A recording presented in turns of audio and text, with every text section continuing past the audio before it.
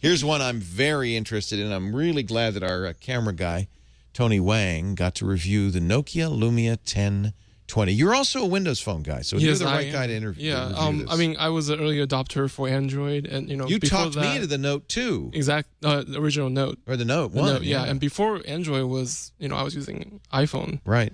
And I guess I got kind of tired of them, and so now I'm on Windows Phone, and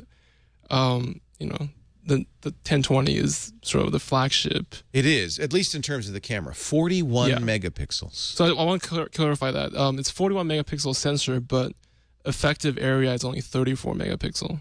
I don't understand the difference. It doesn't use all 41? Yeah, so it's almost like a waist. So like imagine a circular sensor. Yeah. And you're taking picture in the middle. Although 34 megapixels ain't bad. Yeah, that's still more than any, right. Like a lot more than any phone out there. Right, and I actually took a lot of pictures. Do we have some images we can see? We do. I took a lot of photos over the week. I only had the phone for a week. Yeah. But I've tried to take sort of day-to-day things that I would take pictures of. So cat, food, things I've. The detail and the color are stunning. It is. How about low light? Low light. There's a sunset. Yeah. Amazing. So I actually, so one of the feature of this phone that none of the other Windows phone have is the Nokia Pro camera software. Right. That lets you do a lot of manual setting, manual focus, manual ISO. It's kind of neat because they're on-screen dials, so it's a very intuitive effect.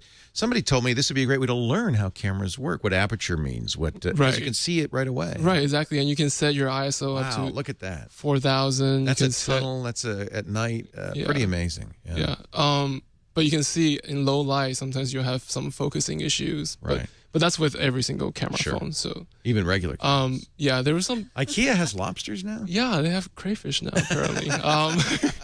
So yeah. Do you have to build it yourself? Yes. Also, this photo right here. How is that? This looks like a double exposure. It was a single exposure. It was a 3-second exposure. So you dragged the shutter, but exactly. Obviously, you can't drag the shutter on a camera phone, but you did something sort of like so the only light source is those two lights over there, and wow, that's amazing. It's pretty amazing. 4,000 so you can ISO, tell it to do a 3-second. Yeah, up to 4 seconds. Oh my. Yeah. There's a very interesting macro of a beetle on your. Yeah, it was just on my car for an hour, so I just took a picture. Some reviews say that there's, they have a hard time doing macro shots, but. You didn't have it. No, I didn't have I like issues. the depth of field. Yeah, the depth of field. Cool. Yeah. So the default setting, you can take 34 megapixel plus a 5 megapixel JPEG, and you can actually go into the phone and you can pull out both versions. So the 5 megapixel will be posting on social media. Exactly. And the larger one if you wanted to print it or exactly. Put it on and I don't know if anybody mentioned this before, but previous